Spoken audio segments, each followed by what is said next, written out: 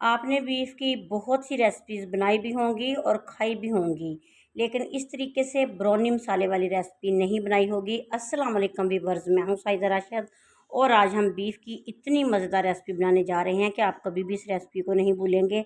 तो चलिए हम रेसिपी शुरू करते हैं। इस रेसिपी के लिए हमने 1 किलो बीफ लेना है।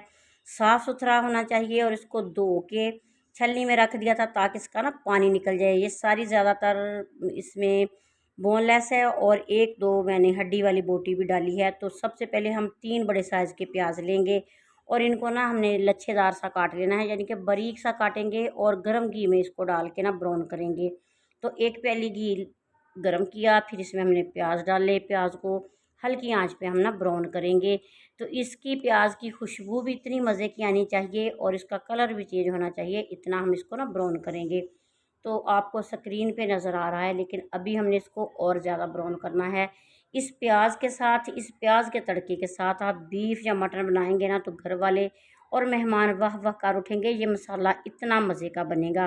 तो जब प्याज ब्राउन हो जाए, इनकी मज़े की खुशबू आने लग जाए, फिर इसमें हमने बीफ डाल देना है। तो 1 किलो बीफ की रेसिपी देने जा रही हूँ, आपने इसको स्किप नहीं करना। सारी रेसिपी गौर से देखिएगा ताकि आपको पता चले ये मज़ेदार बीफ हम किस तरीके से बना सकते हैं, किस तरीके से हम ये वाली रेसिपी बना के मेहमानों का, घर वालों का दिल जीत सकते हैं। तो इसको हमने पकाना है तकरीबन 5 से 6 मिनट के लिए और इसके बाद हम इसमें लहसुन और प्याज पिसी हुई डाल देंगे। इसके साथ ही हमने 3 टमाटर इसमें शामिल कर देने हैं। टमाटर दरमियाने साइज़ के से, अगर थोड़े बड़े हैं तो आप 2 टमाटर भी इसमें शामिल कर सकते हैं और रफली से टमाटर को काट लेना है। इसी तरह हम ना इसको फ्राई करेंगे तकरीबन 2-3 मिनट के लिए। अच्छे तरीके से इन सारी चीज़ों की बनाई हो जाएगी। फिर इसका ना टमाटर का थोड़ा सा पानी जब टमाटर छोड़ दे, फिर हम इसमें सूखे मसाले डालेंगे। 1 चम्मच इसमें पिसी लाल मिर्च का डालेंगे, 1 चम्मच इसमें डालेंगे कुटी लाल मिर्च और आधा चम्मच इसमें हल्दी जाएगी और नमक अपने टेस्ट के हिसाब से इसमें डाल देंगे। तो इसी तरह इसमें थोड़ी सी काली मिर्च का पाउडर डालेंगे और आधे चम्मच के बराबर साबुत ज़ीरा इसमें शामिल करके खूब अच्छी बुनाई करेंगे। फिर इसमें जब हम देखेंगे ना कि मज़े की खुशबू आने लग गई, मसाले इसके अच्छी तरह पक चुके, फिर इसमें 2 गिलास पानी डाल के तो इसको पका लेंगे।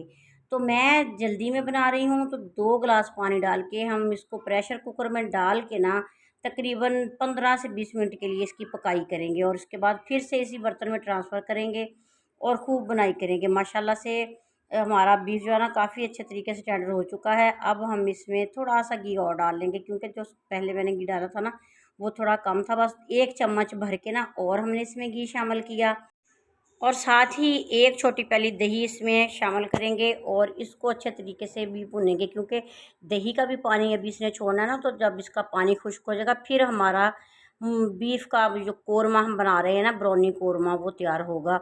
तो अच्छे तरीके से आंच तेज़ करके ना इसकी पकाई करेंगे। तो साथ ही इसमें मैंने 3 से 4 सब्ज़ फ्रेश वाली रेड और 3 सब्ज़ मिर्ची इसमें शामिल करनी है। ये रेड वाली जो मिर्च है ना ये भी फ्रेश हैं, ये सूखी हुई नहीं है। तो इसी तरह हमने ना सब्ज़ मिर्चें भी शामिल करनी है। तो इसी मसाले के साथ ये वाली मिर्चें ना पक जाएंगी और बहुत ही मज़े का टेस्ट देंगी। तो अब हमने इसमें थोड़ा सा डालना है बनाई करने के बाद अदरक। तो अदरक को बारीक बारीक पीसीज में हमने ना कट कर लेना है। तो इसके साथ ही मैंने धनिया थोड़ा सा काट के रखा हुआ है, वो शामिल करेंगे क्योंकि धनिए के बगैर कोई भी सालन बना लें, कोरमा बना लें, तब तक लुक नहीं आती जब तक कि हम इसमें धनिया शामिल ना करें। वैसे भी धनिए का टेस्ट, उसकी खुशबू जो है ना सालन को 4 चाँद लगाती है। तो बातों बातों में हमने इसको अच्छे तरीके से फ्राई कर लिया। अगर आपने अभी तक मेरे चैनल को सब्सक्राइब नहीं किया तो प्लीज़ आपसे रिक्वेस्ट है कि चैनल को सब्सक्राइब कर लीजिए, बेल आइकन प्रेस कर लीजिए ताकि हर नई आने वाली वीडियो आप तक पहुंचती रहे। तो इसी तरह हमने अदरक और धनिया से इसको गार्निश किया और डिश आउट कर लिया। अगर आपको ये रेसिपी अच्छी लगी, वीडियो अच्छी लगी, तो आपने प्यारा सा कमेंट ज़रूर करना और ये भी बताना है कि ये वाली रेसिपी आपको कैसी लगी। देखने में तो ये बहुत ही खूबसूरत है और खाने में भी इंशाल्लाह ऐसे ही खूबसूरत होगी जैसे कि आपको स्क्रीन पे नज़र आ रही है। तो आप एक बार मेरे कहने पे ये वाली रेसिपी ज़रूर बनाइएगा। नेक दुआ नेक तमन्ना के साथ मेरी दिली दुआ है कि आप जहाँ भी रहें शाद रहें, आबाद रहें। अल्लाह ताला आप सबको अपनी फ़रमान रखे और बहुत सी ढेरों खुशियाँ देखना नसीब करे। आमीन। अल्लाह ताला आपके और हमारे रिज़्क़ में इज़ाफ़ा करे। आमीन। नेक दुआ नेक तमन्नाओं के साथ अल्लाह हाफ़िज़।